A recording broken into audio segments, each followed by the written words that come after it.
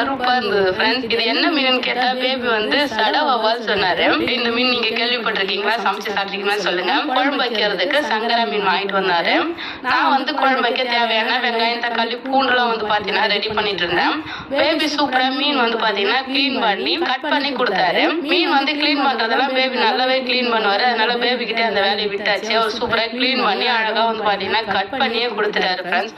மீன் பாருங்க நல்லா சூப்பரா வந்து ஸ்லைஸ் போட்டு கொடுத்துருக்காரு. குழம்பு வைக்கிறதுக்கு முன்னாடி மீன் வறுத்தலாம் சொல்லிட்டு மசாலா போட்டு மிக்ஸ் பண்ணிட்டு இருக்கேன். குழம்பு தூள் கொஞ்சம் 65 மசாலா, உப்பு, லெமன் போட்டு அழகா மிக்ஸ் பண்ணியாச்சு. இதுல மீன் போட்டு வந்து பாத்தீங்கன்னா பரட்டி ஒரு 1/2 hour அப்படியே ஊற வச்சிடலாம். சங்கரா மீன் ஒரு பக்கம் குழம்பு வச்சுட்டு சாதமும் உடைச்சிட்டேன்.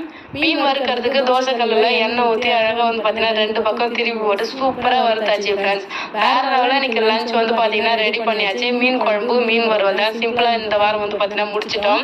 உங்க வீட்டுல இன்னைக்கு சண்டே ஸ்பெஷல் என்னன்னு சொல்லிட்டு கமெண்ட் பண்ணுங்க. யார் இருப்பா